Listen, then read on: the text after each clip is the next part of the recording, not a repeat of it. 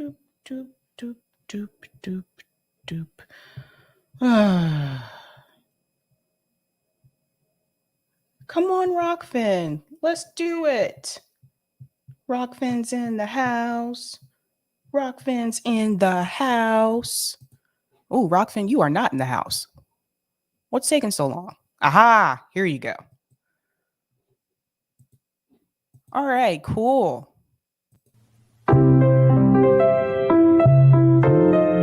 Doobie-doobie-doo. Doobie-doobie-doo. Doobie-doobie-doo. I'm your host, Sabrina Salvati. Doobie-doobie-doo. Doobie-doobie-doo.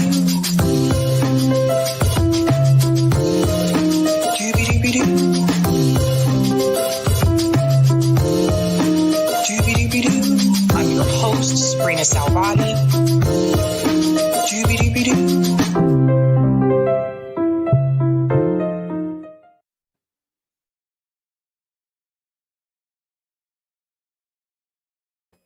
Hello, guys. What's going on? I just realized my charger. I don't know what happened to my charger for my phone. Oh, boy. Oh, I think I left my charger in the living room. I am so sorry, you guys. I need to go find my charger. I'll be right back. Wait a minute.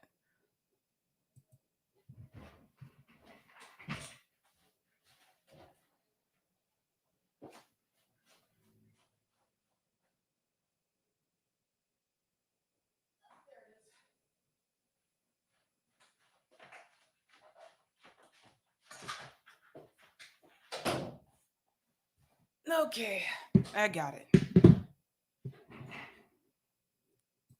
Okay, I got my charger now. So, sorry about that. My phone is like really about to die. Just gotta plug it in. It's what happens when you go live. Oh man. Okay. Welcome to Sabby's podcast. I'm your host, Sabrina Salvati. Anything can happen on the show, as you can see. If you are new, I want to let you know that Sabby's podcast is a part of Revolutionary Blackout Network. You can catch me there on Thursdays for the Roundtable and Friday for the Sabby Show. And you can catch me here Monday, Tuesday, Wednesday, and Friday. All right, quick shout out to people watching on YouTube, Rockfin, and Twitter. And I want to give shout outs to people in the chat. Okay. Who's in the house? Shout out to Hannah G, says Sabby time. Greetings, Delthea Simmons, who's a Sabby member, says greetings and salutations from the Tar Heel State.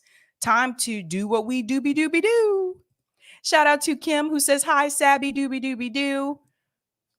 Greetings, Notori, says in love. Shout out to Joe OWS, says happy springtime. Grow food, not lawns. I agree. Shout out to Lawrence Johnson, who's a Sabby member, says do. Let me hear you. Balakas ringing out. I don't really know what that means, but okay.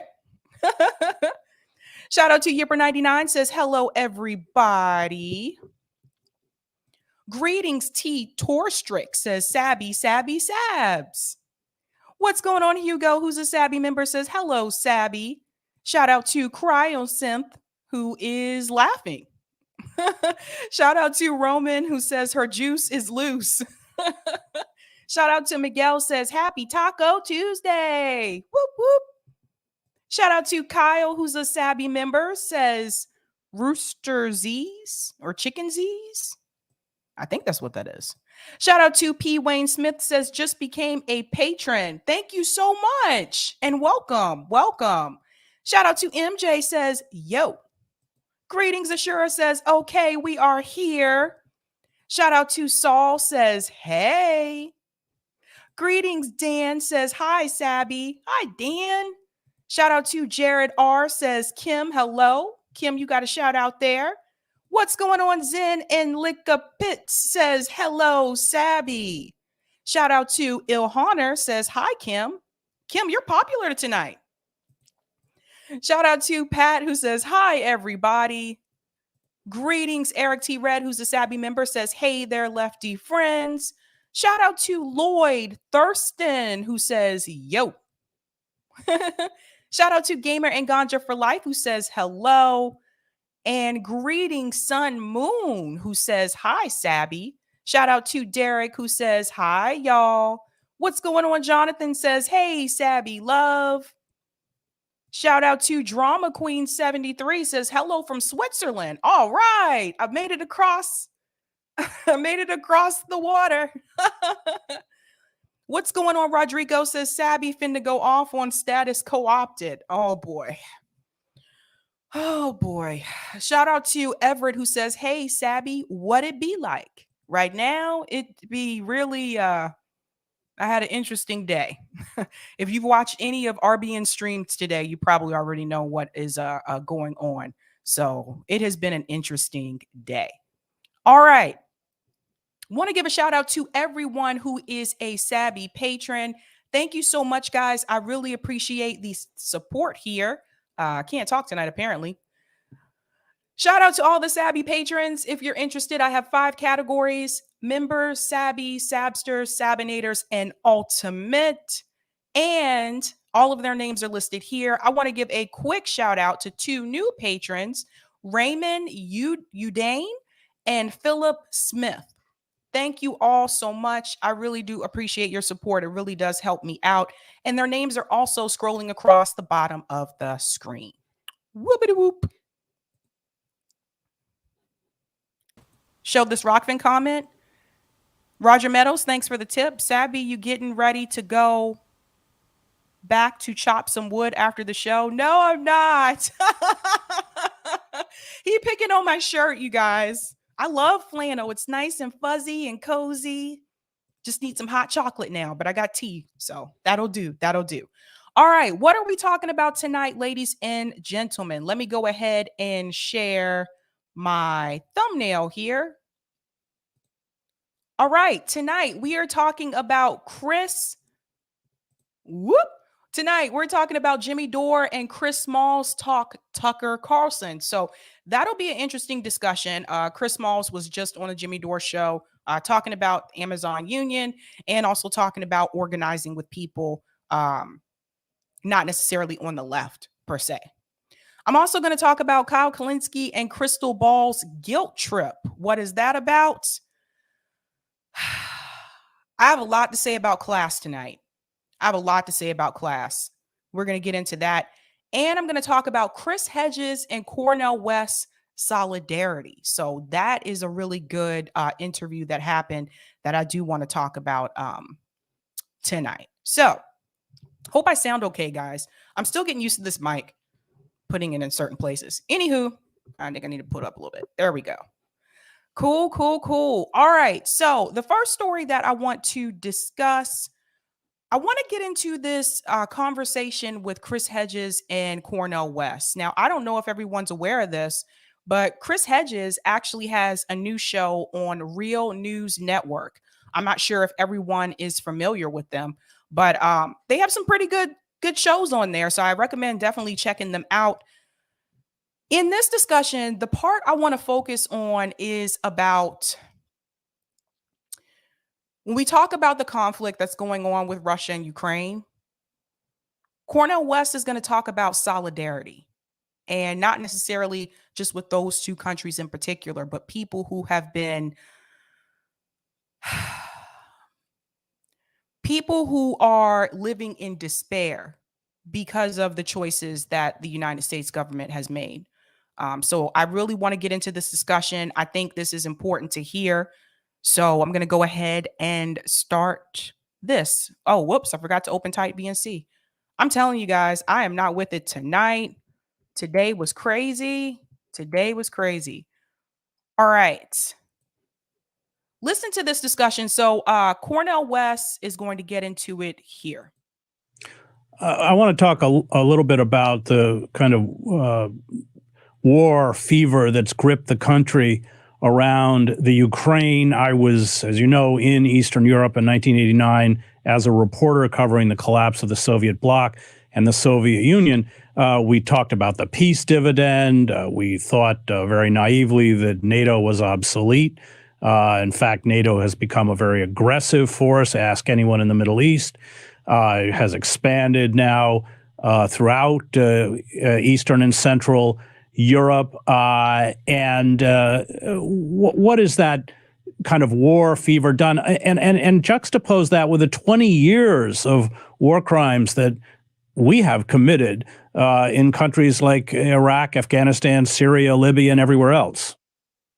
I mean, I just wish that the mainstream press had spent as much time keeping track of the vicious atrocities visited upon Iraqis and those in Yemen right now, or some of the invasion and occupation in Latin America by U.S. forces as they've done with our precious brothers and sisters in the Ukraine. I think we all recognize war crimes are committed by nation states and empires across the board. And so in our attempt to be consistent, you see, it's well, wait a minute now.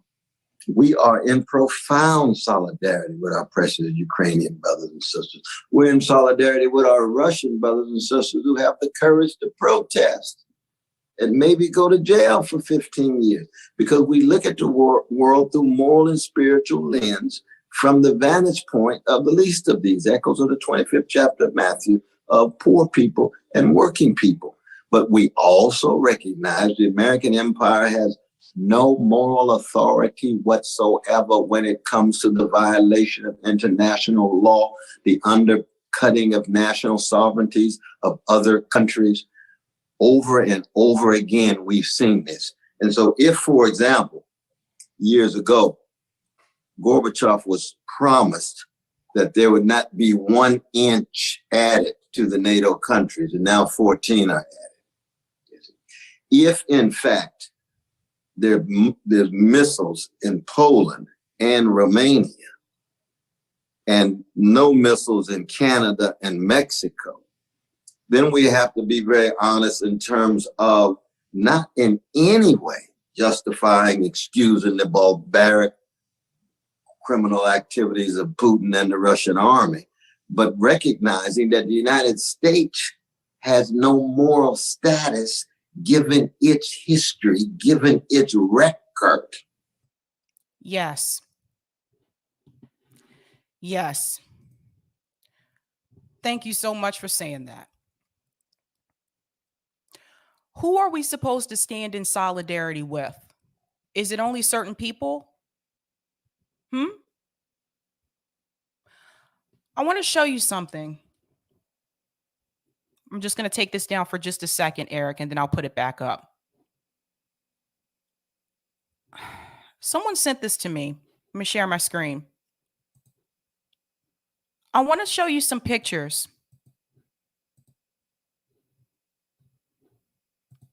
Look at this. 377,000 people have died as a result of the ongoing war in Yemen, but I don't see many Yemen flags being used. Look at this guy. You see what he has to live with? You see what he has to deal with? He is literally sitting in rubble right now. Why isn't mainstream media talking about this?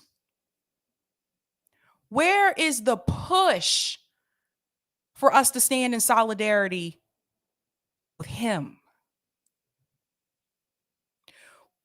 When Dr. West talks about moral authority, we really don't have any. He's right.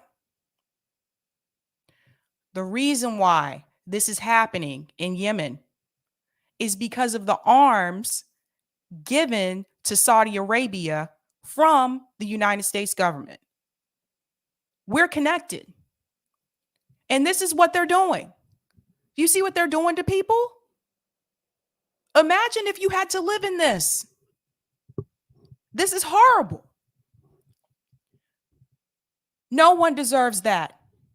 No one. I recommend that you follow this gentleman, James Melville, on Twitter if you want to see more of this. Here are some of the responses. Listen to this. A or E said they're not white people. See what I mean? Where's the solidarity for this? Where's the flags? Somebody tell me. Where? Where's the Academy Awards to tell you to stand with this gentleman? Where are they now? They're silent. They don't talk about this. You ever notice that? Mainstream media is not talking about this. They don't even want you to know about it. Where's that same solidarity? Where's Ashton Kutcher? Where's Leonardo DiCaprio? Where are they in reference to Yemen? Are they raising money for people like him? No. No. Where's Sean Penn? Where's his frustration? Where are you, Sean? You had so much to say. Come on. This is how propaganda works. Do you know that some people that I've spoken to don't even know this is happening right now? They don't even know about it. First thing people say to me is, what? I can't believe that's going on.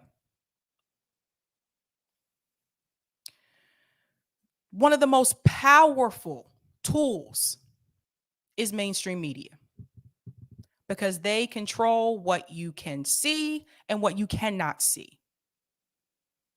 Even on some of these platforms, I got to be careful how I talk about this right now. If they don't show it to you, how do you get to see it? How do you know about it?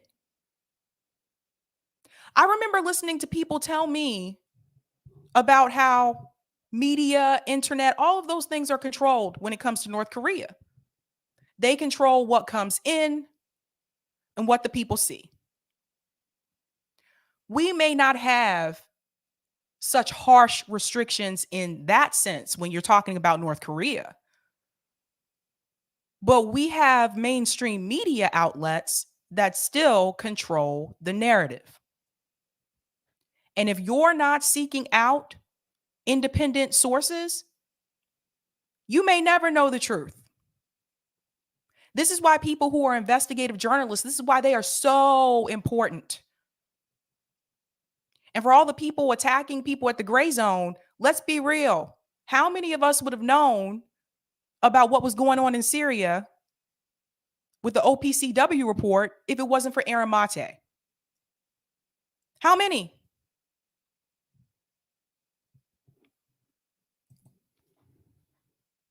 Let's go back into the video. But he's 100% right here. Of doing similar things. And not a mumbling word of the mainstream press. Not a mumbling word of one congressman or woman when you look at the situation of our precious Palestinian brothers and sisters in Gaza and the West Bank. How many was it in 50 days? Over 2,000 Palestinians killed, 550 babies. That's more in number than the Ukraine.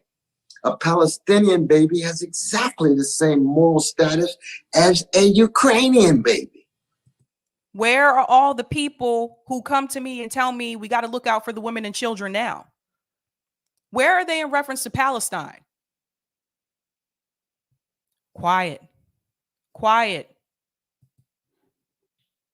Or any other baby. Jewish baby. Precious Palestinian baby. Precious. Sounds so simple, but we get in trouble by trying to be consistent, my brother. Well, you're no longer at Harvard because you have moral consistency. Thank you. Thank you so much for saying that. Let's talk about that. I've talked about that when that story broke, but let's touch on that for a second again.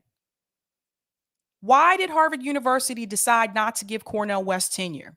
Because Cornel West came out in support of Palestine. Harvard is going to back Israel. This is why I tell you guys, having worked in the university system, a lot of people think these colleges are liberal, free thinking. They're actually, on the business side, they're actually pretty conservative. You'd be surprised.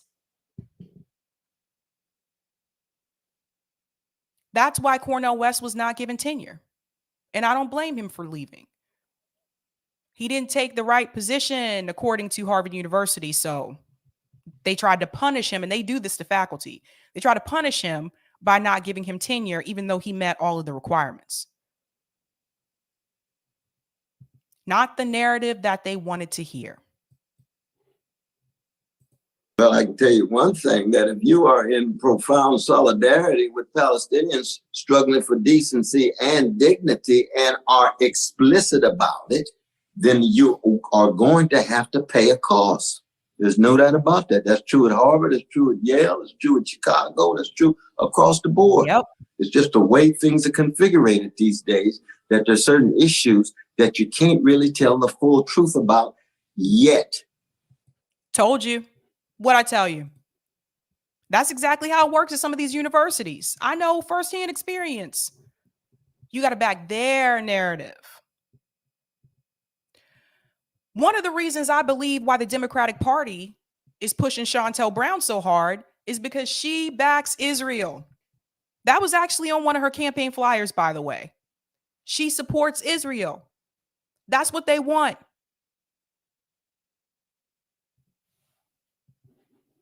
They want a certain kind of narrative. Believe me, in the years to come, in the decades to come, people are going to wonder, how could it be that the United States can get so fired up about one section of the world? 100,000 precious Ukrainians admitted to the United States. I give them a standing ovation. Please come. Please come. But what about our Haitians?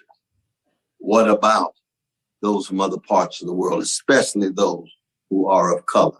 The level of hypocrisy of the neoliberal elites that you've talked about, that Brother Glenn talks about, and others, has to be pointed out.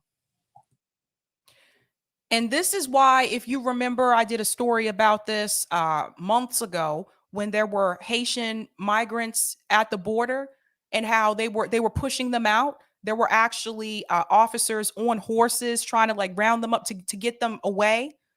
They didn't want them. They don't want them to come here. They only want certain kind of people to come here. Now, this is under the Joe Biden administration. How is this any different from some of the things that Donald Trump said when he told you he only wanted certain immigrants to come here himself? Remember that? Now you see the Joe Biden administration, they're doing the same thing. The same thing. They said we didn't have space. No, they can't. The Haitian migrants, they can't come here. Nope, can't come here. No. But Europeans can. This is why when I tell people, when they say, don't dare compare Joe Biden to Donald Trump, they're nothing alike. That's not true. They have similarities. I think Donald Trump's was just a little bit more overt, whereas Joe Biden was more covert. But even now, if you really pay attention, Joe Biden's been saying the quiet part out loud,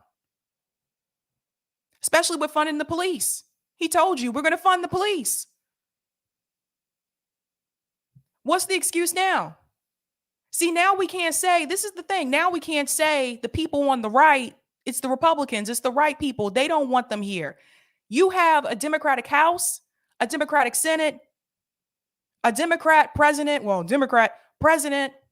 and they're telling you the same rhetoric. They only want certain people here. They've showed you.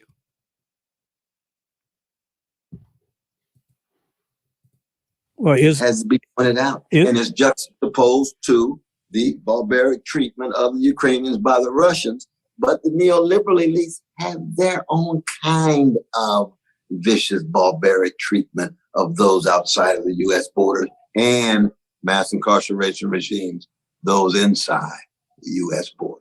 Isn't it just a confirmation of the underlying racism that Ukrainians are somehow worthy victims and Palestinians or Yemenis are not? It's both racism, but it's also religion, because you remember in the Bosnian situation, you had Muslims. You had a lot of Muslims who looked like white folk. Right. And they were still not treated in the way that they ought, given their human dignity. And many of us were, as you know, fighting that and bringing power and pressure to bear. But you're right. Deep, deep racism on the one hand, and then the anti-Muslim perceptions and practices on the other have to be. And who else was anti-Muslim? Who created the Muslim ban? Remember that? That was Donald Trump. Same thing happening under the Biden administration. Same thing. But when Trump did it, they said, "Oh, he's a racist. He's a racist. He's a sexist. He's a misogynist." All these isms and ist. But Joe Biden can do the same thing, and it's okay because we have a Democrat. This is why I tell people these parties are not that different. Joe Biden's doing some of the same things Donald Trump did. Just want to remind people, kids are also still in cages at the border. Where's all those Democrats that were in tears when Trump was president? Where are those tears at now? The kids are still there.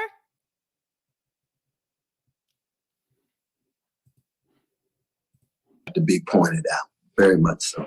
You spent your life in the academy. Would you finish Harvard in 3 years? I don't know how anyone does that. And then would you lead the Thomas Pynchon book club when in your spare time? Really, that's all frightening to the rest of us. I want to talk about the academy. You, of course, went to Princeton. I also want to talk about philosophy because you're trained as a philosopher. This is you mentioned this in the New Yorker interview, but you've never taught philosophy. I think that's kind of fascinating on purpose. Okay, I think that's the end of the discussion there. So yes, this is a longer interview. Definitely check it out on the Real News Network. It's a good interview. But I wanted to focus on that subject in particular, because even when I respond to people, especially on Twitter, God, and I tell people, should we stand aside? What about people in Palestine? What about people in Yemen? What about people in Somalia? They don't get it. They don't get it. Sun Moon said, "Love you and the community here, Sabby. Also here for my daily dose of common sense." Oh, thanks so much. Danny says, "You need to get, Adolph Reed on." Yes. I believe he's on my list somewhere. I don't think I've contacted him. I think I tried to find contact information for him and I was having a difficult time. But thanks for that reminder. Sean said, "They are silent of anything happening outside European countries. Let's just say it. We are seeing the white supremacy ideology playing out in real time on an international level." Well said. Thanks for the super chat, Colin. Trump's mistake was running as a Republican. Maybe he would have been able to get with more as a Democrat. Interesting. Thanks for the super chat as well, Andrew. It's like when Batman fans debate the no killing rule. When Ben Affleck does it, it's a problem. When Christian Bale does it, it's excuses. Oh, man. I don't know if you guys have seen the Batman movies, but he's right about that. That was a good one, Andrew. I like that. Joy says Sabby was on fire the other day comparing the argument between Kim Iverson and Breonna Joy Gray and how the progressives need to concentrate on the economic destruction happening and not the woke culture. Thank you so much, Joy. Thank you. Yeah, we got to focus on the money issues. We really got to focus on that. Sorry, let me go back over here. I just picked a comment. There was something else I wanted to say. Yipper99 said Sabby, Garland, Nixon got him on. I think it's supposed to be on. Perhaps ask him for the info. Oh, man, you guys know a lot about this, huh? Oh, man. Mr. X says Trump was a Democrat before running for president. That's true. That is true. I think that I wonder when he switched. I'll have to look that up. Brent said this action on immigration has the least shocking rationale compared to much of U.S. foreign policy. Good point. I'll take that comment on Rockfin, Eric. All right. Thanks for the tip on Rockfin, Roger Meadows. I brought this up to a customer as he brought up the U word. Got to be careful what I say now. And he said he doesn't engage in whataboutism. Next time someone says that to you, promise me you tell them, then you expose your own hypocrisy by not engaging in it. I can't agree with West on one part. I can't open my arms to those who have shown to be hostile to Black people. I've seen how they treated Africans. We don't need more of that here. Sorry, guys. Interesting. Thanks so much for that. All right. I'm going to go into my next story. Oh, I think I might want to save that one for last. That one's kind of tough. I'm going to go into the Jimmy Dore story. So, Chris Smalls was recently on Jimmy Dore. I think this was yesterday. Yeah, yesterday, I think so. And he's talking about his appearance on Tucker Carlson, how people feel about that, and where they're at with Amazon right now. I don't think, give me just a second. Eric, I'm just making sure I gave you the right link. I think that's the only one.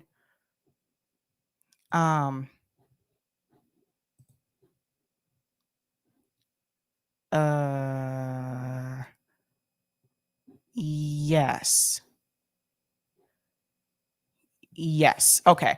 So this is actually coming from Turncoat Don, because I didn't see this up on Jimmy's channel yet.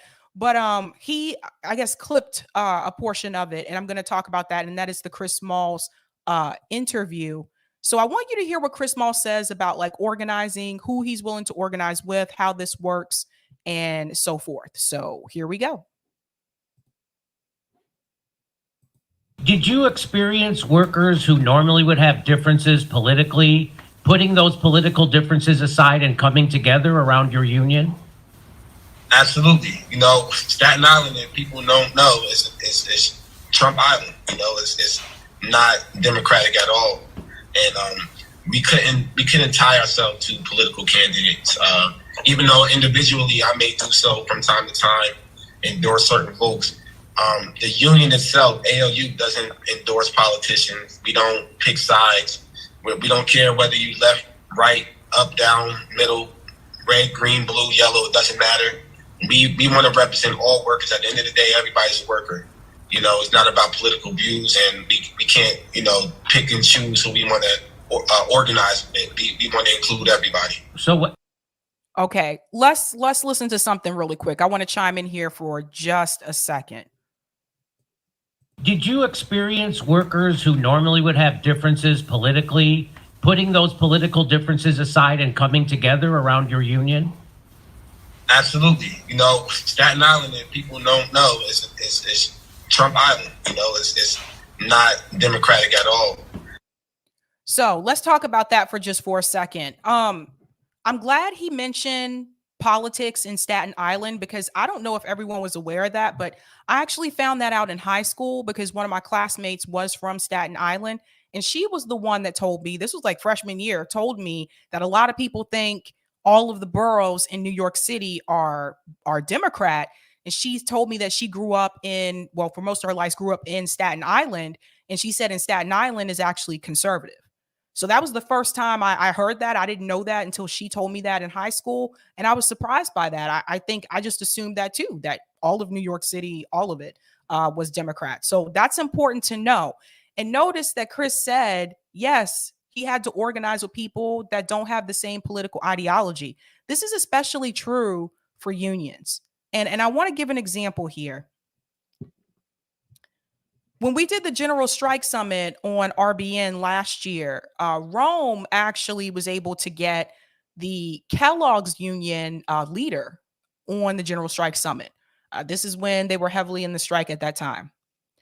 I was on that panel, and one of the questions that I asked him was, people that are organizing, that are fighting right now, the workers, are they typically more so Republican, more Democrat, or?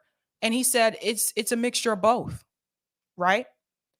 And one of the issues that they were fighting for was healthcare. And this is another point that I've been trying to tell people. When I was trying to get people to vote for Bernie Sanders, I didn't just talk to people on the left. I mean, obviously that's kind of a given, right? I also talked to people that were conservative. And what people may not know or be aware of, even some of the conservatives agreed that we should have Medicare for all. This was usually people that did not have health insurance through their employer.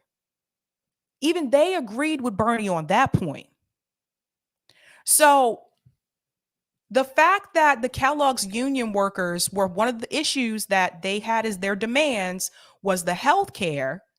And you had people on the right and people on the left who were like, no, you're not going to take we need the healthcare benefits. You're not going to take that from us, right? When you focus on the issues, especially these class issues that everyone needs, regardless if you're left or right, that's how you get people to come together. That's how you do it. Because at the end of the day, Kellogg's was changing their healthcare plan. So they were making it to where that they were going to get less than before. Even people who had been there for years that were already technically would have been grandfathered in my opinion. They wanted to take that away. They were trying to remove them. They're like, no, we're not putting up with this. At the end of the day, everybody needs healthcare. You see what I mean? Some people will hear this and they'll refer to it as a red-brown alliance. This is no red-brown alliance. Like, everyone needs healthcare.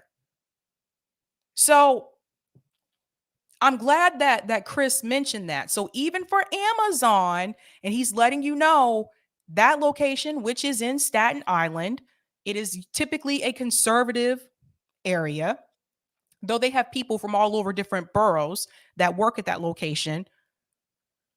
He had to organize with people, regardless if they were Republican, regardless if they were Democrat. They all had to come together with a list of demands to get the things that they want. You see what I'm saying? This is how you do it. This is how you do it, you guys. Someone just reminded me, hit that like button, guys.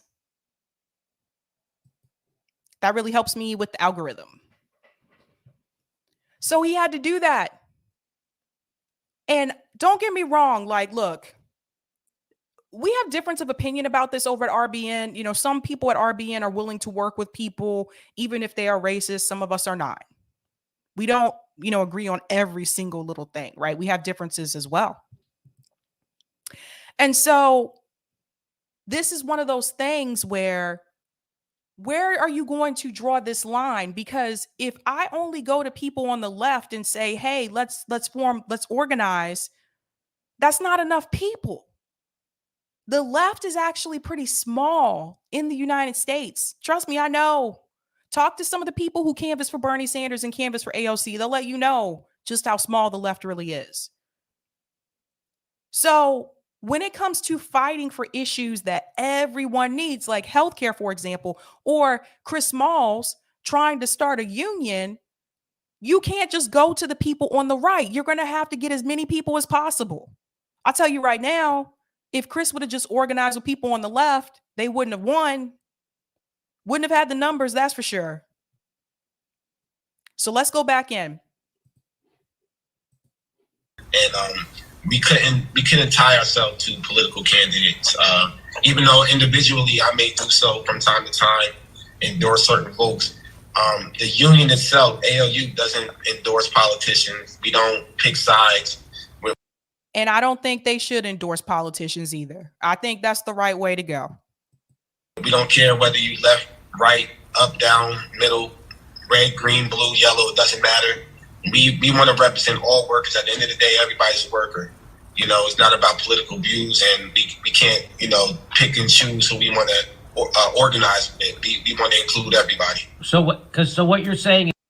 And one of the things I want to remind you too, they're fighting against the 1%. All the people, all the workers at that location at Amazon, they're really fighting against those people, the top people at Amazon. So at the end of the day, this is where the class issue comes in, right? Because at the end of the day, all the workers, you're all a part of the same class. The people who are really exploiting you and abusing you and not giving you the benefits that you deserve, it's the people at the top. It doesn't matter if the person at the top is Republican or Democrat. If you're being exploited, you're being exploited. What are you going to do about that? You see what I mean? So think about that in terms of politics right now. We have a Democrat in the White House. Has your life improved? Mine hasn't. Same thing when Obama got in. I thought Obama was going to make a lot of changes. Nope, didn't happen. So this is something I really want us to think about. I really want us to think about. And I'm not saying, I understand some people are uncomfortable. There are certain boundaries that they have. I understand that as well. But when we talk about these issues like canceling student loan debt, it's not just people on the left that have a lot of student loan debt. Oh man, if you only knew, When we talk about healthcare for everybody, we should have a large march in DC. I'm talking MLK level.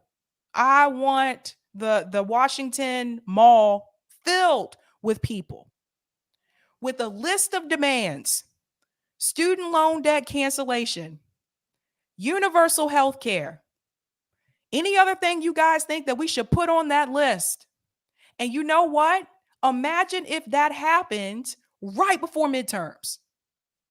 Imagine if that happened in October, and the weather's still decent in DC during that time. If it happened in October, the month before the midterms. Imagine, you know what kind of news and press that would get? That would really put pressure on the Democrats in office. And I say the Democrats because they're the ones in power right now. They have the House, the Senate, and the White House. That's how you put the pressure on Joe Biden. These are two things that he can do through executive order. He can cancel student loan debt, and he can give everybody Medicare for all using the same policy that Libby Montana used. And he can use the claim for the fact that we were in a pandemic. Imagine if that could happen. Imagine. Because I don't know about you guys, I'm going to let you know right now, regardless of who we put in, these issues are still going to be a problem. People are still going to have a lot of student loan debt. Everyone still won't have health care. So I don't think, and people have a different opinion about this, that's fine, but I don't think that the way we're going to get these tangibles is going to be through electoral politics. I don't think that's how this is going to work. We've been trying to do that for years, right? I think we have to put pressure on the people who are there. And by pressure, I mean the pressure has to come from the outside. I remember AOC told Afeni herself, when Afeni talked to her in DC, when they were protesting at the Capitol, AOC told Afeni herself, you guys are going to have to organize on the outside. That's the only way they're going to listen to you in here.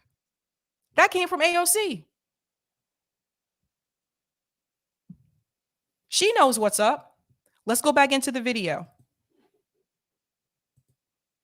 If you're an Amazon worker, it doesn't matter if you're a communist, a socialist, a Democrat, a libertarian, a gun nut, or a Trumper. You all are experiencing the same kind of oppression from the same oligarchy. And so you all have common needs, and you come around, you can coalesce along common ideas. That's what you're saying.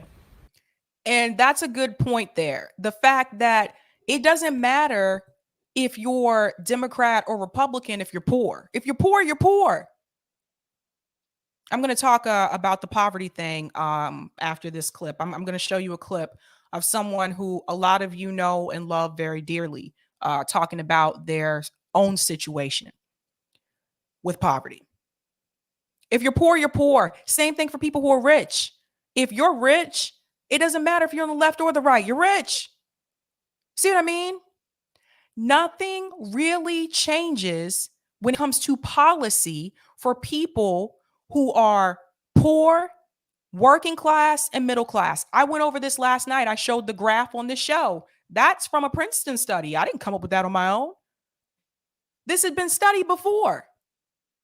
Policy change happens for people who are wealthy, not for people who are middle class, not for people who are working class, and not for people who are poor. And this is why I really want a lot of people to focus more so on the class issue and the money that's in politics, because this is really important for people to understand. This is how people really see why they don't really do anything for us. They just don't. They don't pass any legislation that doesn't have corporate interests on the federal level. And this is why I tell people that if you want to still do electoral politics, I'm not trying to tell you, no, you're stupid if you do that. I'm not that person. What I am telling you is, I think you should shift your focus and focus on the local level, because that's where you can really implement change when it comes to electoral politics. I live in a ballot initiative state. I've seen it happen multiple times. How do you guys think we legalized marijuana in Massachusetts? That was a ballot initiative, local. That came from the people. That was us. That was us. There was no Joe Biden trying to put that through. There was no Congress. Ballot initiatives come from the people.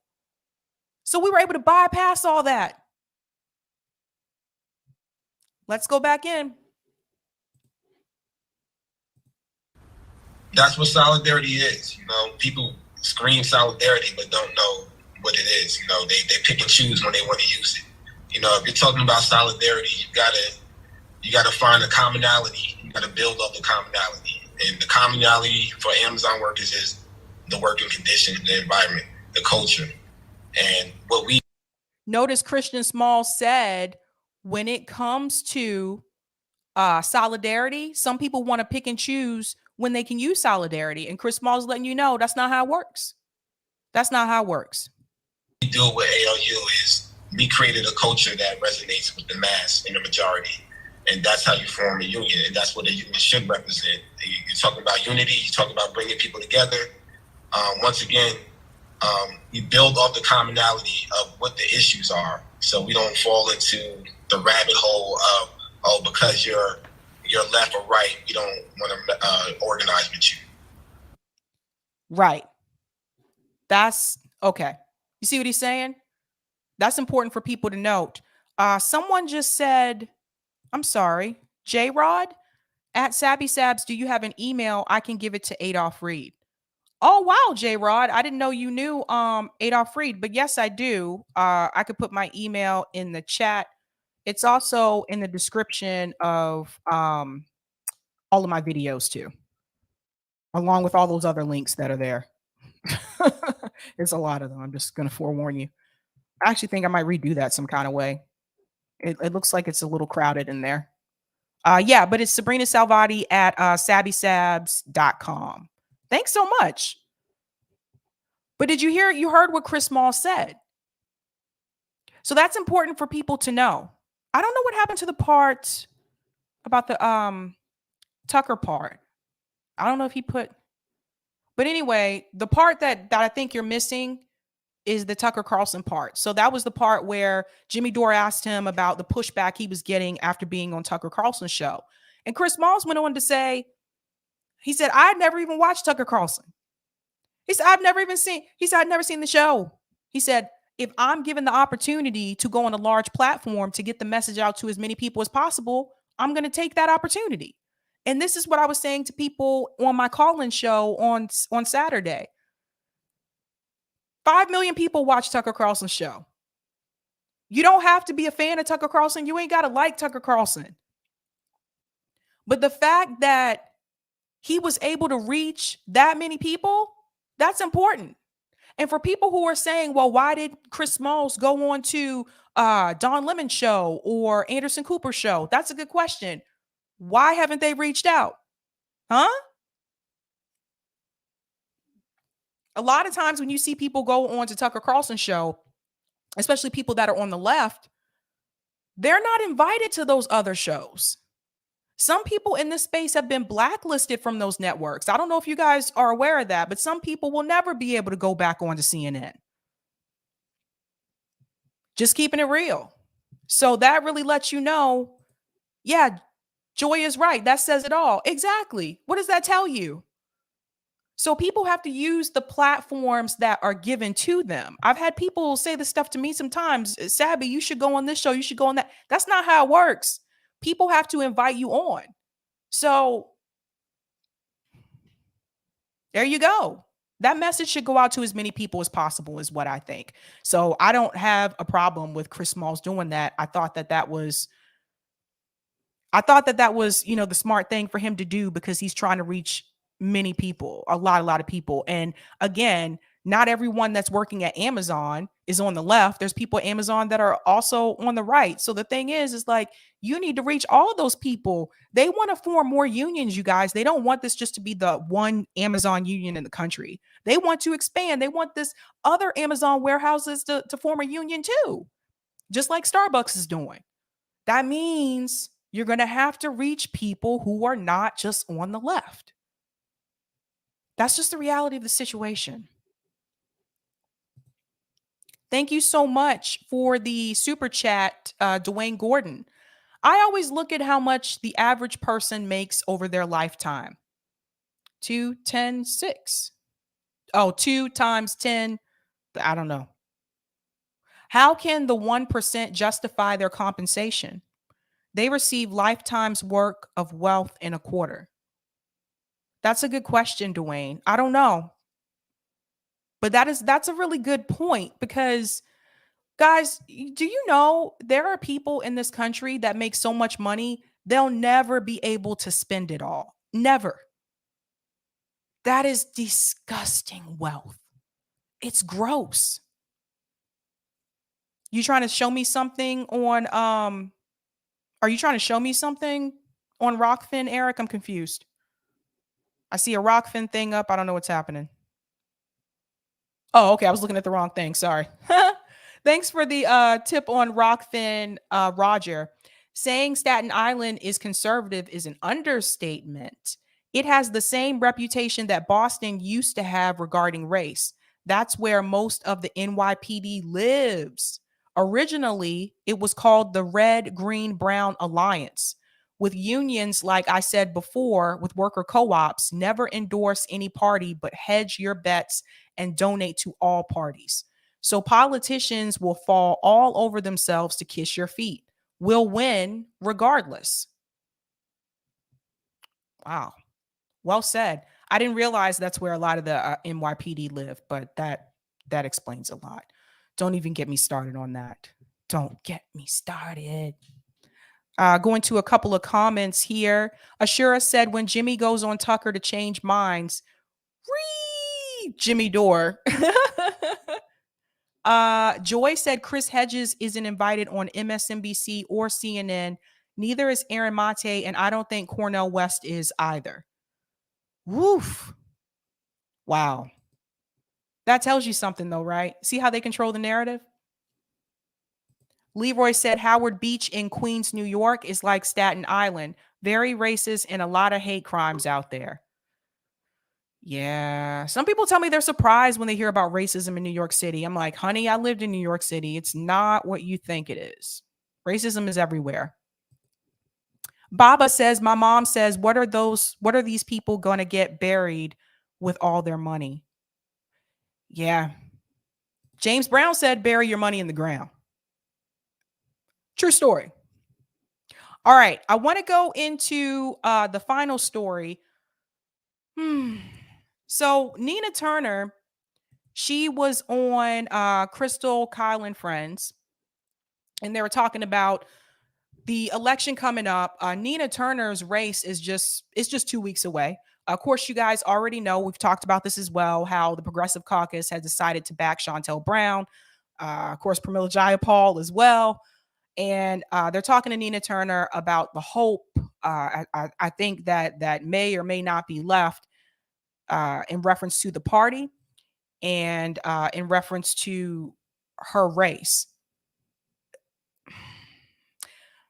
Before I play this video, there's something I want to say. I want you to look at this from the perspective of the party as a whole and not the individual.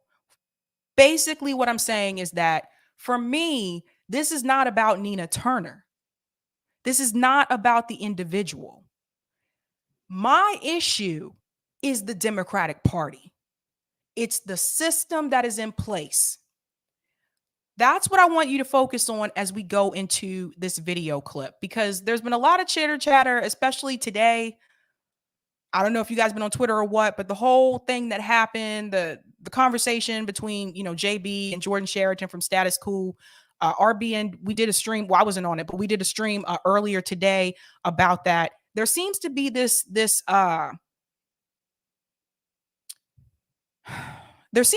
misconception that we're attacking Nina Turner, or we just don't like Nina Turner, or we're throwing her away. For me, this was never about Nina Turner as an individual. For me, it's about the strategy that is being used, which we've used for the last couple of years. And it's about going into the Democratic Party. Even if she was going into the Republican Party, I would still have the same criticism. It's about going into the two-party system and what is happening to the progressives that have gone in. Again, leave the personality part out of it. I am focusing on the strategy, the duopoly, and the money. And that's the thing I'm not hearing people talk about. And I mentioned this last night. Everybody is coming out saying, oh, this is a nihilistic view. By the way, a lot of people are using that word recently. If you've been paying attention, a lot of people are talking about it's nihilist, it's nihilist, it's nihilist. I think that's the word this year or something. And you're going to hear Kyle Kulinsky say that as well on this clip I'm about to play. And I think it is unfair to say that we have a nihilistic view when you're leaving out the fact that we actually think we should be using a different strategy, that there is another alternative to actually help people faster and help people right now. They're leaving that out. So people can call it whatever they want, nihilistic, they can call it defeat, whatever, yada, yada, do whatever you please. But I want you again to understand, this is not that we don't like Nina Turner. I don't have an issue with Nina Turner as a person. It is the strategy that's being used that has failed over the past couple of years, and no one's life is improving. That is the problem. So let's go into this clip.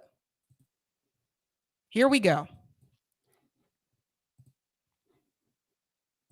And so, yeah, what Christian Small is doing, there are Starbucks right here in my city, whether it's Clifton Avenue or West 6th Street or the one in Maple Heights, or excuse me, not Maple Heights, Mayfield Road in Cleveland Heights, just all of the various Starbucks right here in the greater Cleveland area. All of those wins and attempts to give people so much courage. What happened in Staten Island probably is owed to what they were able to do in Bessemer, Alabama. Even though they didn't come with the brass ring, it was just one more step in the right direction and one more move to motivate people to keep on fighting. So it's the combination of all of these things that I believe that And I want to chime in here for just a second. She's right when she talks about the labor movements, Amazon, Starbucks, them really yeah, let's form these unions. Let's do the damn thing. It's delivering real results. The people are actually getting something. The problem with the strategy of putting progressives through the Democratic Party, we're not getting anything. They're not passing any bills. What have they done for us? That's the thing. We're not getting anything. Nothing has changed. Nothing has improved. If you can't pass these bills, the people get nothing. So the reason why people are very excited and enthused about the labor movements with Amazon and Starbucks is because not only are they winning, but when they win to form those unions, the people are actually getting something. We're not getting anything through the progressive movement. That's the problem. What have they done? Did they cancel student loan? We still got student loan debt. Do we have health care for everybody? No. Do we have paid family leave? No. We have nothing. That's the problem. They're not doing anything. All I've seen them do is pass legislation or vote for legislation that the Democratic establishment want. That they're going along with them. So this is the problem. Multiple times they could have used their leverage. There was none. I sat right there and I watched them vote in such a way so that Capitol Police bill would go through. They could have changed that. If they would have voted against that, that funding wouldn't have been approved. You see what I'm saying? So again, they're not doing anything. If you were a supervisor and you had all these employees not doing their job, you'd probably talk to them a couple of times, give them a review. But after a while, if they're still not doing it, you let them go. So what are we holding on to? Let's go back in. Progressive movement should look at as we critique and judge ourselves and not get caught up in what the mainstream media has to say about this movement, because the overwhelming majority of the American people are right where this movement is. They might not, Krystal, and they might not, Kyle, call themselves progressives. If we take the label off and you just talk to people about, is your health care enough? Is it serving you? Are you making enough money on your job? Would you like to see things change in this?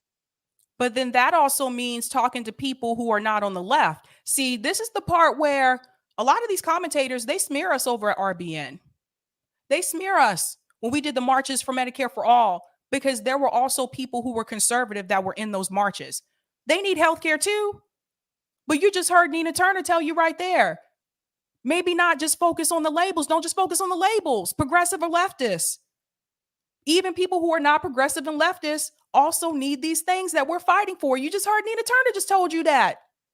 You gonna call her Red Brown Alliance too? You see what I mean? Let's go back in. Society that gives you more than a fighting chance to live out your greatest greatness. Most people, no matter how they identify politically, are going to say, yeah, I would like to see more done. That unionist movement is an example of that. You got people who were probably Bernie-crats, Clintonites, Trumpites, Green Party, no party, all uniting based on what they had in common and what they had. Right. This is what we've been saying. Now, Krystal and Kyle, they can listen to this because it's coming from Nina Turner. But when we say it, we're smeared. You guys see what I'm saying?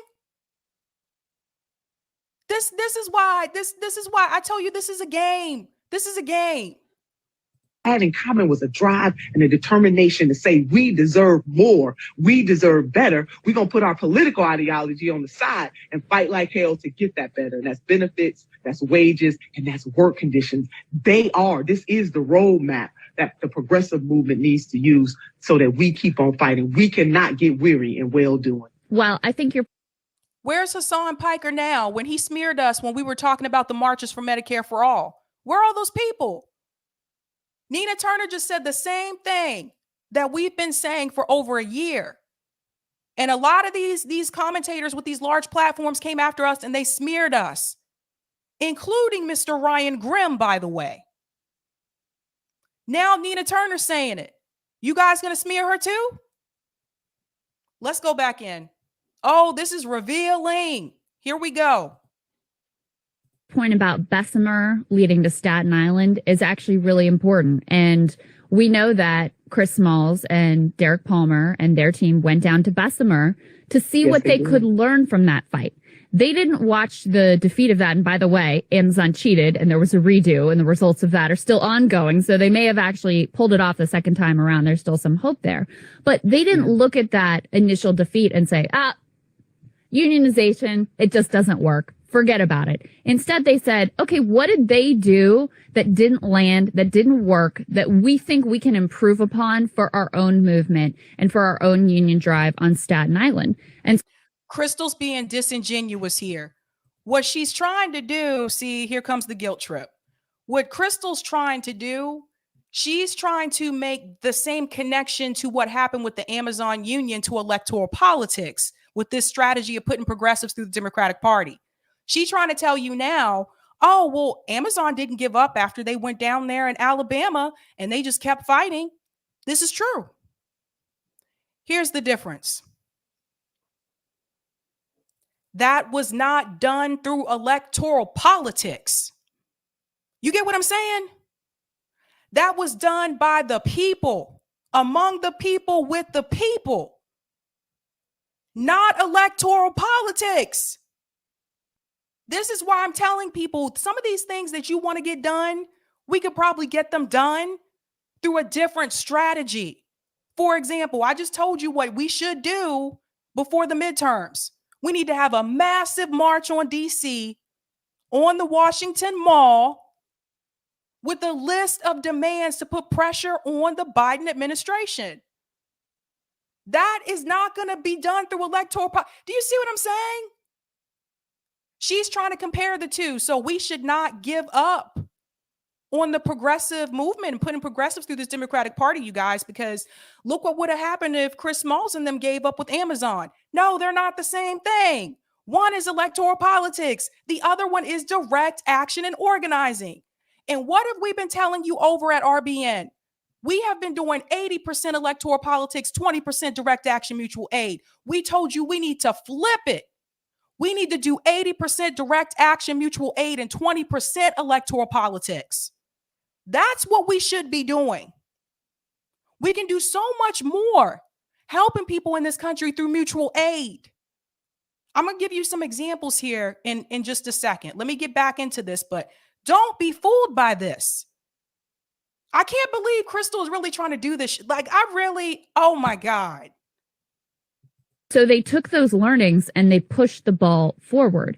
And now you have a spark that, again, has ignited across the country. With the latest that he said is they've had 100 Amazon buildings across the nation reach out to them about organizing. I mean, that is the revolution, and these things build on each other, because I would submit if we had had that type of strength in the labor movement when Senator Sanders was running in 16 and in 20, I think we would have had a very different result ultimately. So Senator Sanders helps to spark, resurgence in the labor movement, interest in.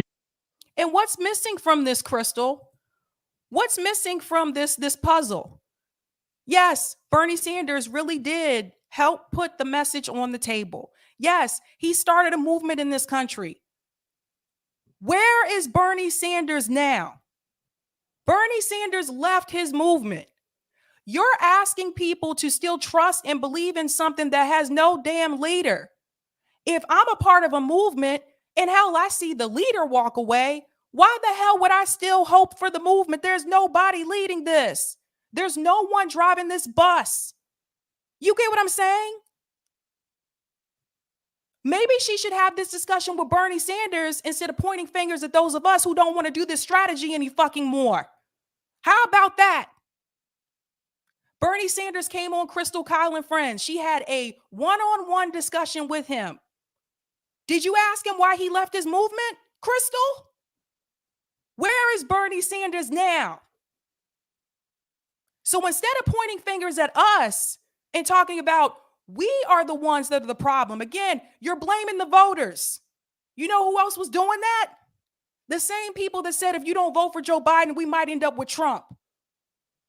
Mainstream media, CNN, MSNBC did the same damn thing.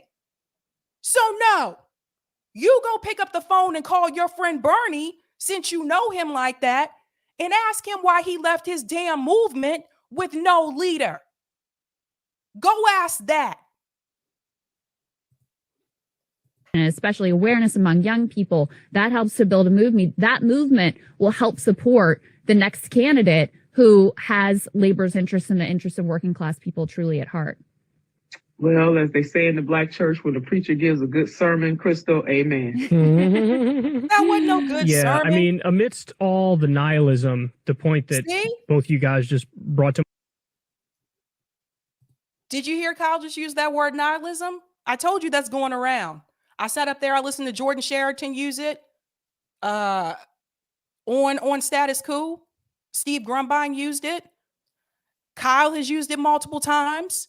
This word is going around. You guys notice this? They're all using this word nihilism. They are leaving out the part that there are other strategies that we can use. They're making it seem like we're just throwing everything away and say we give up, which is a damn lie. And they know that. The problem is they don't want to do these other strategies because it's not good for their brand. That's what this is really about. Let's talk about that. You have an audience with hundreds of thousands of people.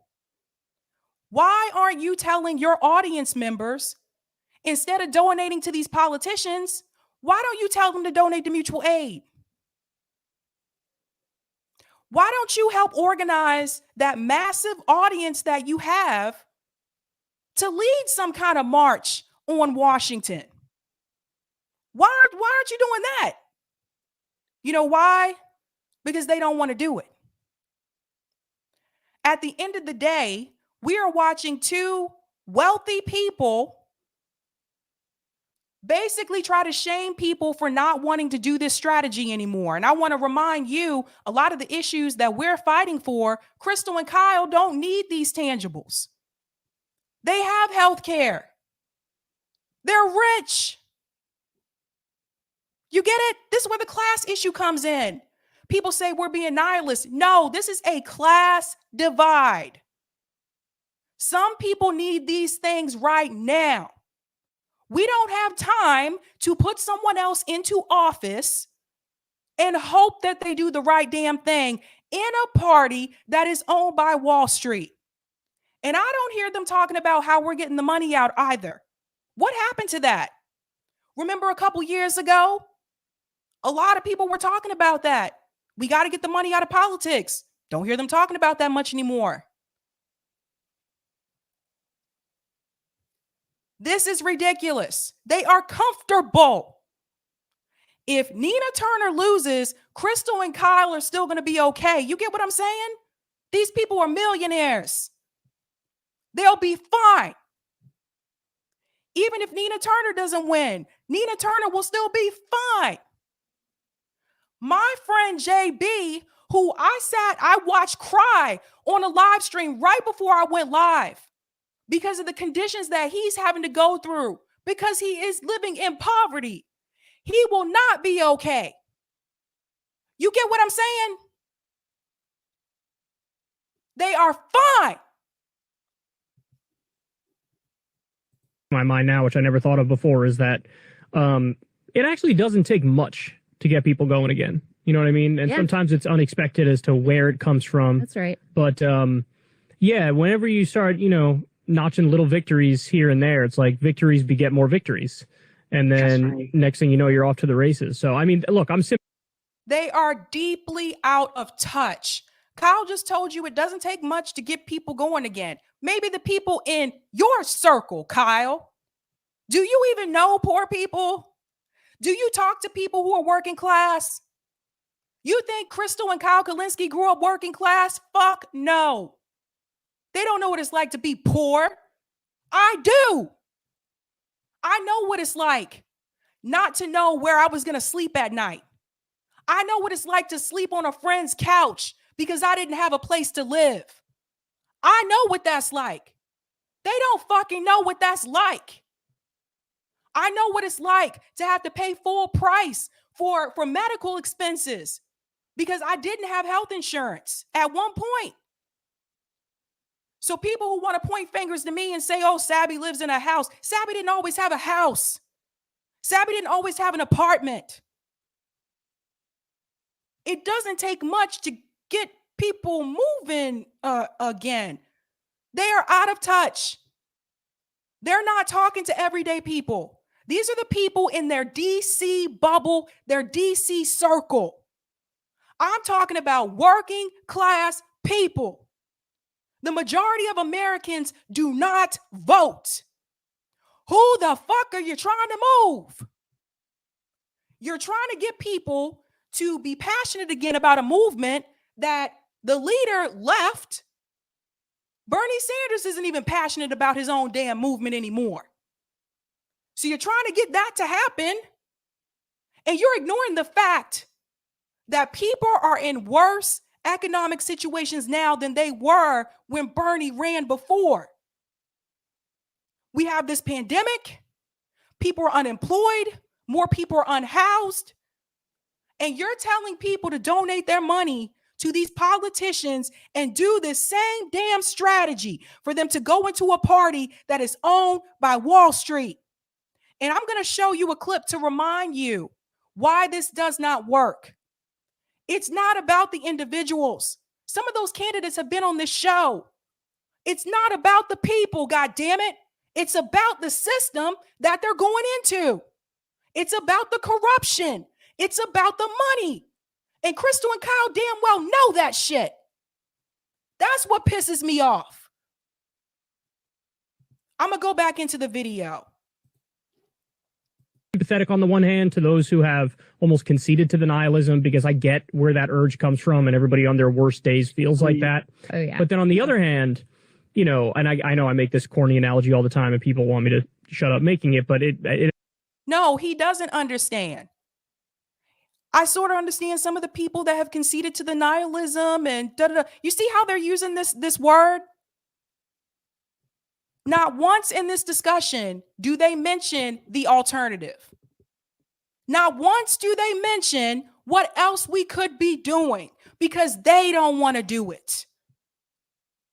This is how they make their money, putting progressives through the Democratic Party. That is their brand. That's what that's about. I don't see them trying to get out in the streets. They want to talk about people need to organize. What the fuck are you talking about? Rome travels across this country doing a tour for the poor, feeding and clothing homeless people. I didn't see Krystal Ball cover that shit. Did you? No, they don't talk about it because it doesn't fit their brand. Because if they talk about it, the first thing their audience would ask, why aren't you doing that? Why aren't you getting out there helping? Why aren't you going out there in the streets with all the resources that you have and trying to start a mutual aid organization? Why didn't you tell us about this? Instead of giving $100 million to Bernie Sanders, do you know what that money could have done to help people with mutual aid in this country? That's what this is about. So he says he sort of understands. He doesn't understand. Kyle Kulinsky's not poor, hasn't been poor. He doesn't fucking get it. Period. Let's go back in. It actually matters to me. I think of like Michael Jordan playing a game with the flu, you know, and that was like one of his most legendary performances. Tiger Woods winning the US Open on a broken leg.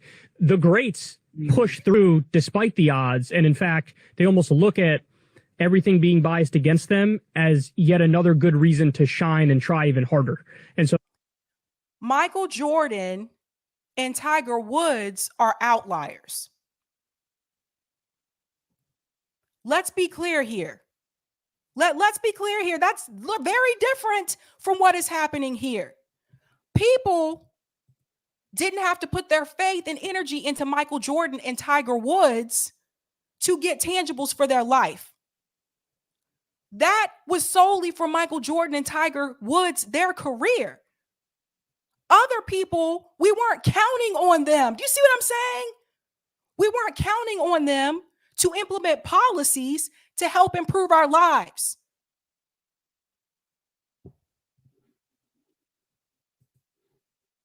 that I feel like that energy needs to be something fully embraced by the left, as opposed to defeatism and nihilism. You stare in the eyes, whatever the mountain is that you're trying to climb, and you're like, mountains don't have eyes, but you stare at them and you're like, I'm going to do this. Like, we're going to do this, and we're not going to stop at anything until we actually win. Did you hear that? We're not going to stop at anything until we actually win. Guys, they're going to keep this going. This is what I was trying to tell you. They are comfortable. They can afford to do that.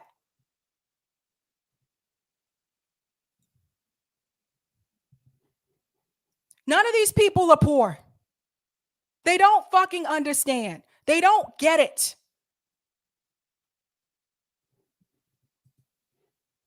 That's it, Kyle. And that's one of the reasons why I am running again. That is exactly it. And what the forces against what we're trying to do, they want people to lose hope. Yep. They want people to get so discouraged and frustrated that they throw up their hands and say, I'm not going to try anymore. No, that's not what we want to happen. What we want people to do is to use a different strategy. Since Krystal and Kyle care so much about this conversation and want to call us defeatists and nihilists, I don't see Krystal and Kyle trying to have this conversation with us. They're bringing on Nina Turner to get her to speak about what she thinks, how we feel. None of them freaking know. If they're really interested in this and they really want to know, why aren't they trying to have that discussion? I think we all know why. I think we know the real reason why. This is ridiculous. This is not defeatism. This is not nihilism. It's called common sense, and I am being realistic and real with you. And they're pretending like the money is not the root cause, and the money is the root cause. It is a direct problem, and they're ignoring that. Kyle Kulinsky and Krystal Ball are going to continue this drift of putting these progressives through the Democratic Party because that's what makes them money. And for people who want to try to call me a grifter, I want to remind you I have a full-time job. This is not my full job. This is their full-time job. So if this is a grift, it's a really bad one. Again, this is a class issue.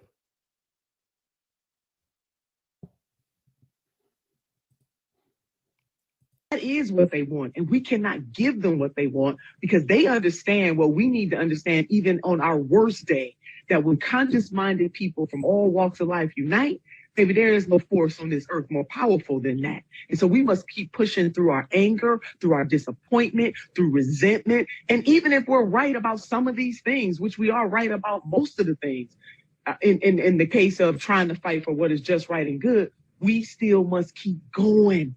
Because to stop means nothing will ever change. And the status quo, corporatist types in this country who do not believe that everyday ordinary people deserve to live a good life, they revel in the fact they want this movement to feel defeated.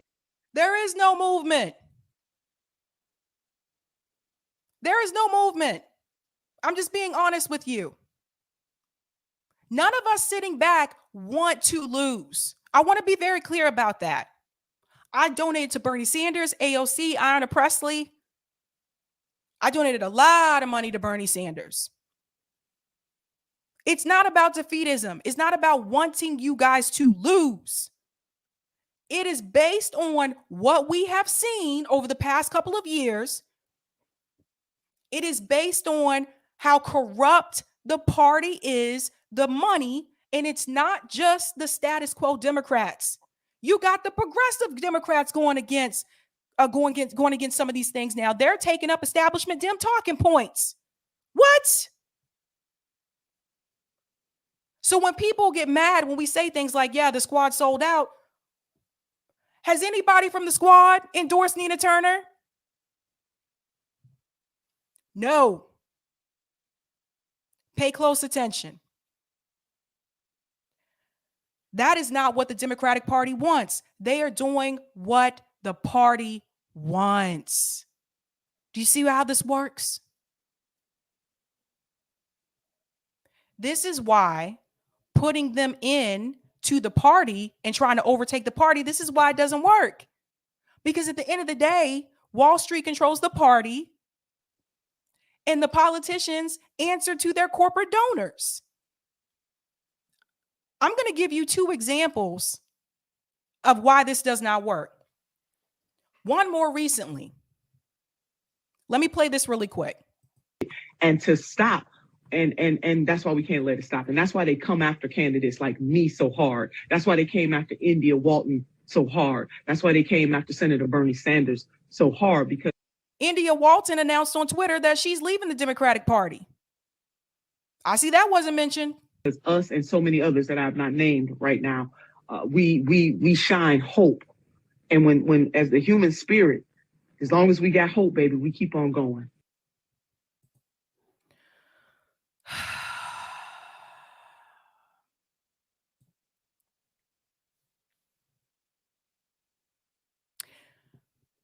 I want to use the example of the police state. The Democratic Party is giving more money to the police. That came straight from Joe Biden's mouth. You have a progressive that went into Democratic Party in the House who has been very vocal about defund the police. Cori Bush still stands by defunding the police. What's the problem with that? The problem is the Democratic Party does not support defund the police. They are now silencing Cori Bush on that issue. This is why I tell you it's not the people so much that are going in, it's the party. The party decides what direction the party is going to go in, whether you're progressive, whether you're libertarian, whether you're establishment Democrat or not. So even though Cori Bush supports defunding the police, it doesn't matter because the party has already said we're not going in that direction. So if there were some type of bill or legislation that came through, Cori Bush would be the only one right now on record that would support defunding the police. And who knows? They would probably pressure her to not do that to go along with what the party wants. For me, this is not about Nina Turner. This is not about individual people going into the party. The problem is the Democratic Party. Now, I got a couple of questions. The Democratic Party has increased funding to the police state. I think a lot of you who watch me know I do not support the police state. So why in the hell should I back a party that has increased funding to the police state? Why should I back a party that's increased funding to the police state? And every other day I'm seeing videos on mainstream media of police just gunning down black people. You answer that, Kyle. Why should I support that party? And people say it's about the individual candidates. The individual candidates is going into the Democratic Party. I do not support the police state. Period. I don't back that shit. So no, I am not supporting people going into the Democratic Party or the Republican Party because I don't support funding the police. I don't support imperialism. I do not support war. And both parties support all of those things. So no, I am not doing that. Krystal and Kyle, they don't have to worry about that. Kyle Kulinsky doesn't have to be worried about getting stopped by the police and being able to drive that home with his life. So no, Krystal Ball doesn't have to worry about that. Nina Turner's husband is a cop. You guys see the problem? They're out of touch. They don't get it. They just want to smear people and call people nihilists. They're going to call us names now instead of trying to understand the class divide here. And they're not going to have that conversation with us about it. What are they going to say? No, I don't support that. Now I'm going to show you, Eric. Let's go to the next one. The video with Nancy Pelosi. I'm going to show you exactly what I'm talking about.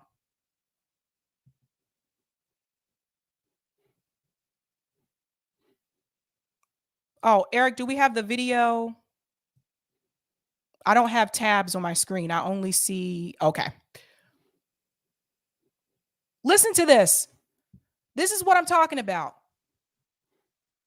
The party decides which direction they go in.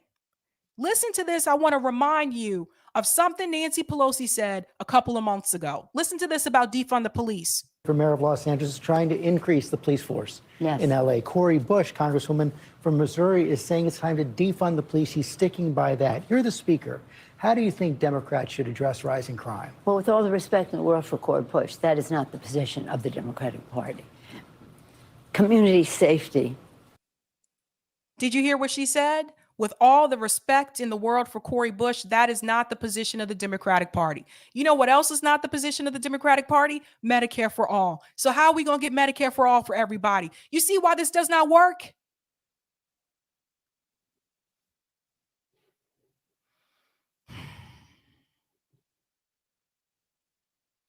Let's go to the next one, Eric. This next one may be tough to watch. I want you to hear from a friend of mine about the class issue. Yeah, that one. Yeah. That should be 21. That's my bad. I think I messed that up, Eric. 21. Okay. I want you guys to listen to something that JB said today. This is the class divide. Listen to this. To give some pushback. And I'm gonna give pushback in a kind and friendly manner because I respect what he does and I respect him as a person. But here's my thing. I'm poor. I'm tired. It's always just hang on. We just got to elect more progressives. Just hang on. Just hold on. Brother, we're dying by the day, brother. We're dying. Yo, my bank account's in the red right now by hundreds of dollars. And I'm on disability, bro. You mean to tell me to just hang on? Like what? I literally had to ask people for money so I can get to them from dialysis last week. People had to send me mutual aid. Thankfully, I have for about a good month and a half for me to get to them from dialysis now. But beyond that, I ain't got nothing. I can't afford to wait, bro. I can't. We can't. I literally have a sibling that's sleeping on my couch. Sleeping on my couch. What do you expect me to do, man? We got people out here making minimum wage, unable to afford to live. And you got a party that sits there, and you have a president that talks about, I don't have sympathy. No, you don't have sympathy? I'm gonna get in trouble for this, but whatever. The entire Democratic Party is shit. The entire Democratic Party. This is why I left 2 years ago. And people are like, oh, well, they're fighting for. No, they're not. They're not. If they truly were fighting, they would have called for a general strike. They would have used their millions of followers to call out the president. They would have used their millions of followers to call out the Speaker of the House. They would have called them out called out Chuck Schumer. They would have called these people out. They would have forced a vote. They would have did everything in their power to truly fight for it. And yet they didn't. They won't.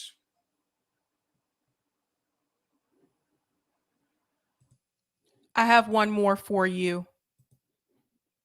If I can get it up right now. Oh, that did not sound right. I'm so sorry. I did not mean to say those words, you guys. I just thought about what I just said, and that was not good. I'm sorry. Look, we need a little bit of humor, right? Listen to this. Listen to this. I watched JB cry today. I've never seen JB cry.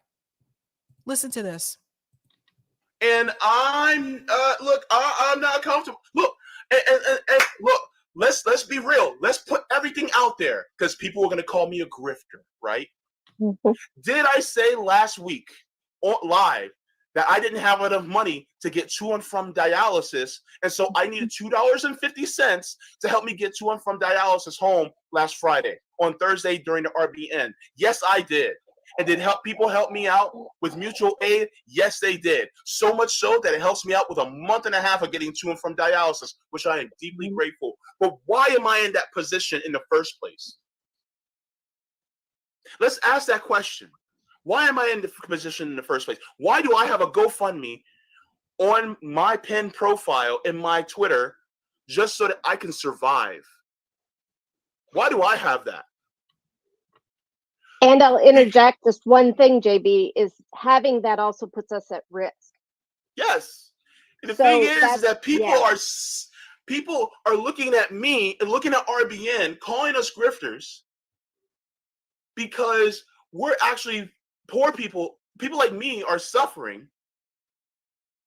And it's like, oh, you're just like everybody else. It's like, no. I am not. What is the difference? I'm literally in a burning house. Mm-hmm. And so for people to sit here and to try to make it seem like I'm just being nihilistic, if me screaming and crying in a burning house is nihilistic, then damn it, I'm nihilistic as fuck. Because I am sick and tired of this. I'm sick and tired of looking at a party that says all the right things. They speak all the right things, but when it comes to actually doing it, they don't do it. And look, let me tell you, I was a Nina stan back in the day. But the thing is you can talk a good game. You can talk a good game, but your actions speak louder than your words. What you're doing on the ground, even before you get elected, speaks loud to me. Mm-hmm. And so this is one of the reasons why I'm just tired, man. And I live in the hood. Ask Rome. Rome was down here with me.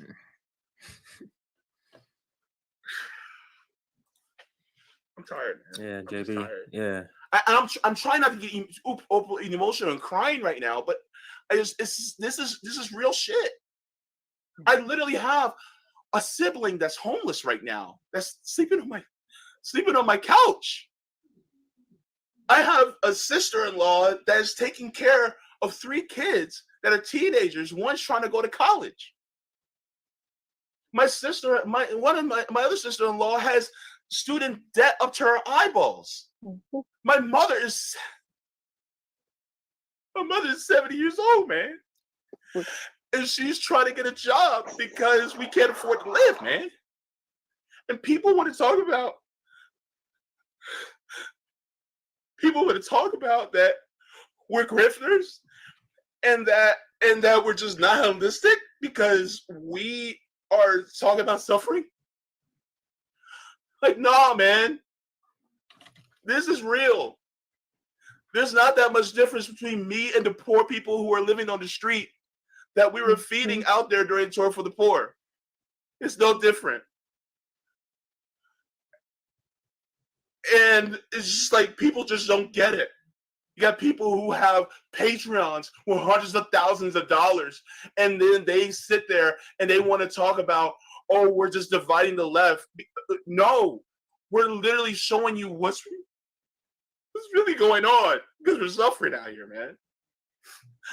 And it's like you guys don't even fucking care. And that's why I'm tired, man. I've been on dialysis for 15 years. Don't tell me about suffering until you've been in my shoes. And then you know what the worst part is? There are people that are suffering way worse than I am. Mm-hmm. Tell them to wait. Tell them just to vote for more progressives. Tell them. Yeah. I'm sorry, man. I'm sorry.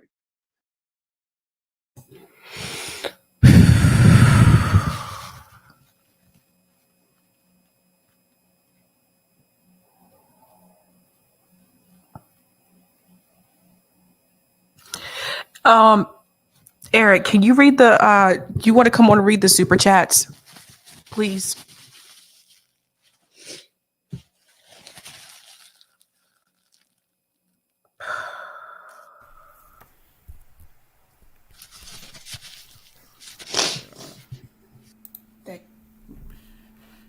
Hello, everyone.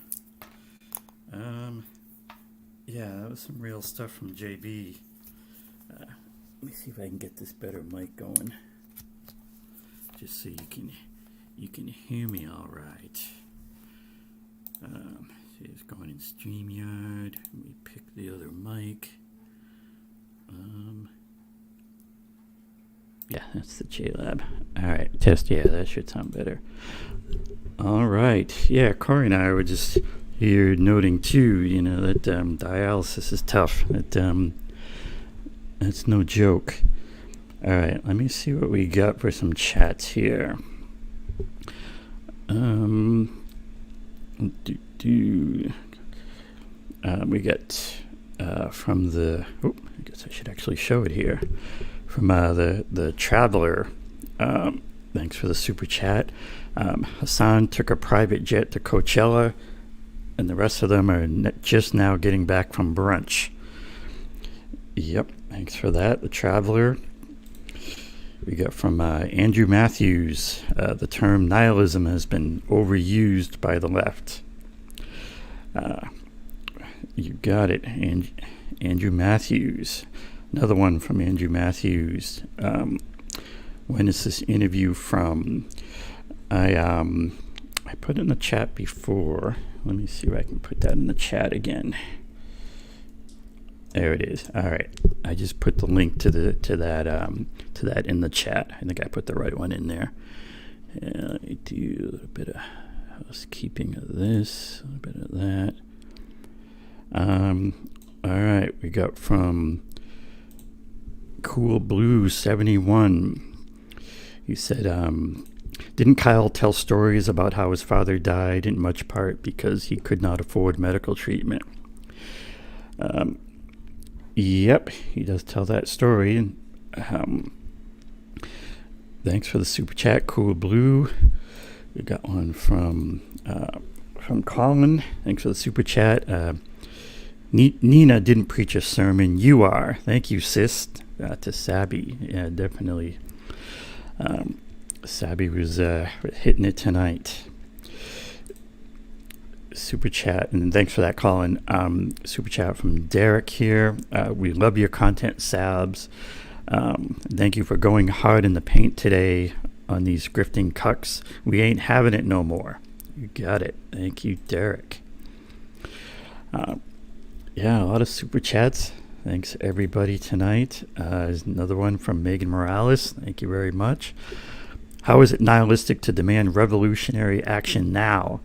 Not wait till more R's get elected, get committee seats, etc. People are dying, starving, unhoused, poisoned now.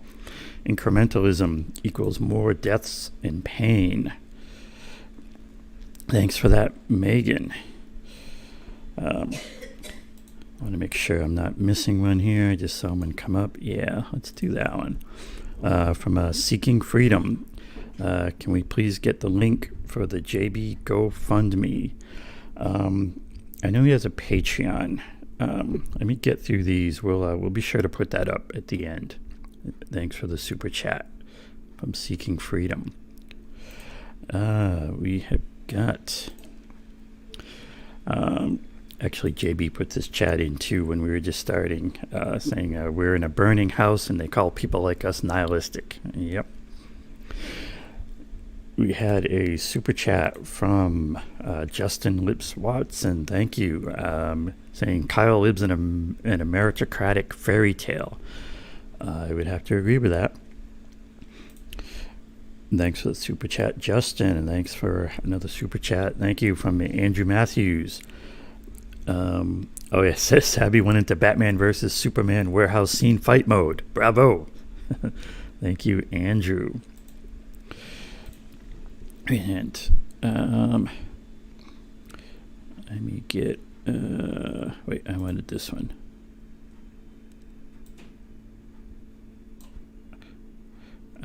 This is from Leroy. Comment, what Nina is doing is dangerous. She's co-opting great points in order to water down those tactics. Yes, I thought that was a good comment from Leroy. Thank you. And also along the way, we had a super sticker from Abiding71. Thank you very much. We had a comment from Delthea Simmons from a little while back. Progressives can't even get weed legalized, even though vast majorities in both major parties want it. Millions of voters want legalized marijuana. 5 pharmaceutical companies don't. Thank you, Delthea. All right, we got our Sabby back here. Let me hide that. Let me move that over there.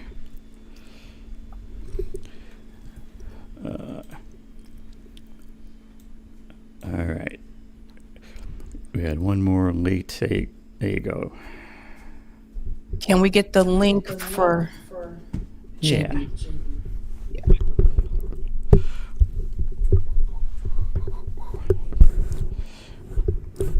Sorry, messing with my microphone. Yeah, I'll find that. Do you want to do some Rockfin? Yeah, I got his Cash App. I'll put that there. Okay, there you go. You're on it.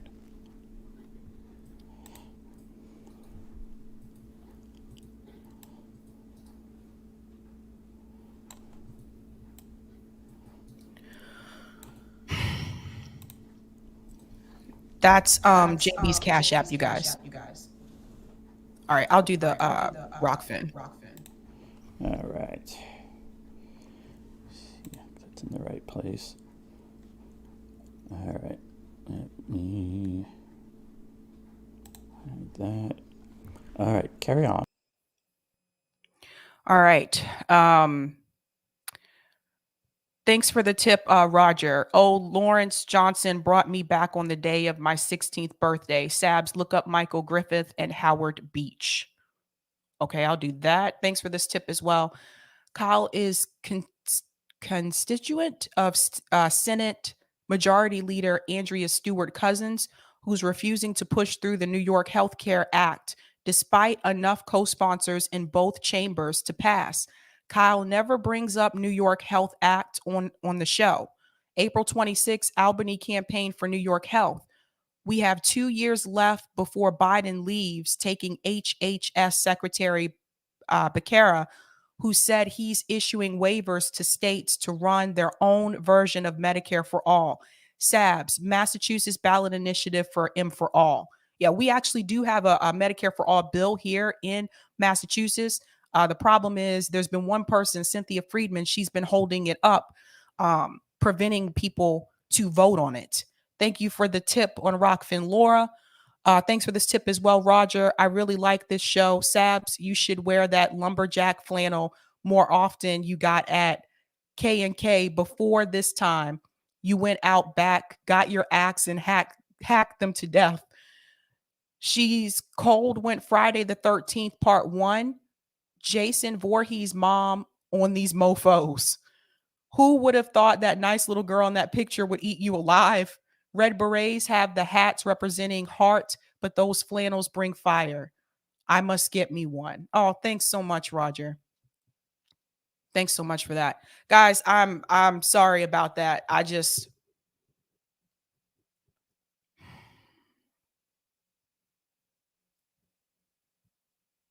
I hate to see people just suffer. I don't even want to say struggle. I hate, like, people are just suffering. People are dying. And if we want to talk about healthcare, I agree with Medicare for all. Obviously, I think everyone should have healthcare in this country. But if we want to talk how we can help people right now, mutual aid. Every other day, I see GoFundMe's on social media for people that need help for medical expenses. I see GoFundMe's for people to get surgeries. If you have a massive audience, why aren't you telling your audience members to donate money to mutual aid to help these people? That can help people right now, not next election cycle. People need help. People don't have jobs. People are evicted. People are really going through tough times. People need help now. That's the problem. JB is one of the nicest people you'll ever meet. One of the sweetest people. And despite everything that he has to go through, JB gets on his stream with a smile. That was the first time I saw JB cry.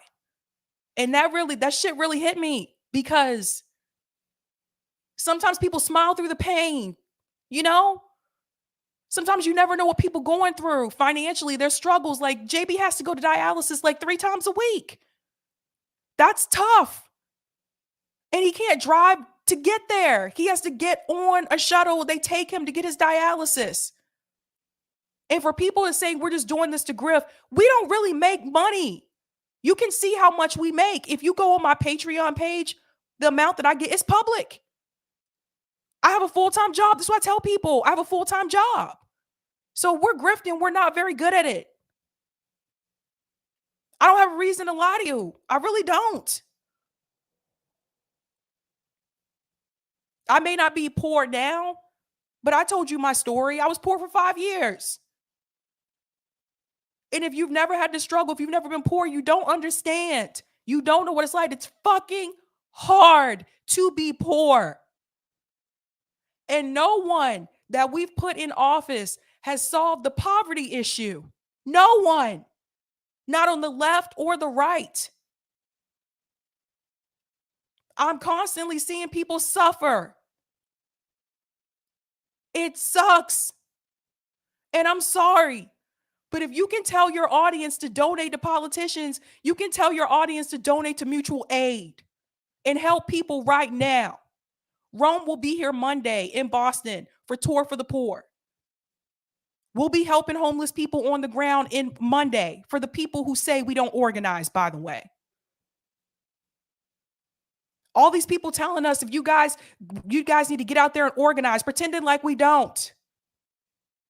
And some of those people know about Rome's Tour for the Poor. He travels across the country. Rome was delivering food and diapers and clothes to people on Skid Row. What were you doing? All of us participated in the marches for Medicare for All. Krystal Ball wants to talk about organizing. You didn't even mention it on Breaking Points. Some of you don't mention these things unless it's cool enough for your social circles. Let's be real.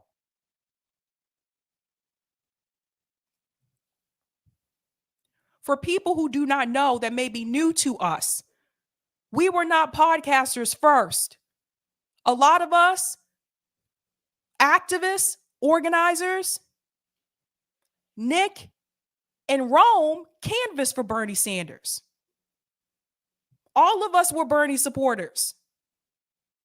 So let's stop pretending like this is just coming out of nowhere. It's not coming out of nowhere. We believed in this strategy once too. But people are tired of struggling. We are tired. If this doesn't work out, if Nina Turner doesn't win, Krystal and Kyle will be fine. They are comfortable. That's the difference. JB's situation won't be fine though.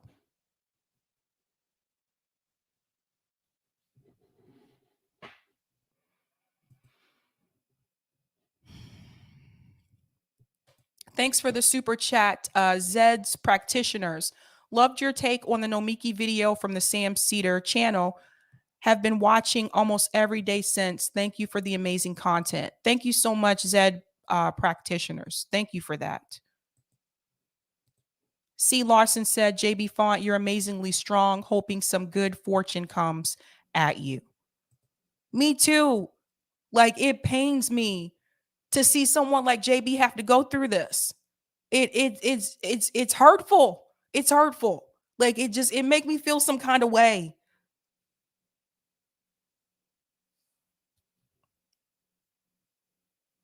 We got to do something different. We got to do something different. And I encourage you guys to ask them the same thing. All of you guys that watch those shows, I encourage you to tell them to do that. I encourage you to tell their audience to donate for mutual aid so we can really help people. This has to end somewhere. This strategy, it's not helping people. It's not helping people. All right, guys, I went past my time. That's right. Krystal and Kyle have zero sense of urgency. Exactly. Exactly. All right, guys. I went past my time, but seriously, you guys, we really got to definitely go to mutualaidhub.org so you can see mutual aid organizations in your area. I'll be on the ground Monday with Rome for Tour for the Poor in Boston. This Friday, I'll be at a climate action, anti-imperialist direct action event with Massachusetts Peace Action. So I'm going to try to live stream that if I can. So definitely push them to do these things, you guys. Push them to do. It's going to have to come from you guys because they won't listen to us. We're not of a certain class. We don't have certain titles that they want. That's how it works in this space, unfortunately. It's called access journalism for a reason. I'll go ahead and take this comment as well. Thank you so much for the tip, Roger. Oh, wait, I read this one already. Oh, sorry. I should have been clear. You, like me, have one senator holding up state for Medicare for all. So why not file for a BI anyway? If I could do that here, I'd be all for it. That's a good point, Roger. Thanks so much for that. All right, guys. And I realize not everybody is an activist. Not everybody is an organizer. But could you imagine the amount of people we would have had in the streets for those marches for Medicare for all if Krystal Ball would have even just mentioned it on Breaking Points? That's my point. All right, guys. Have a good night. Keep up the fight.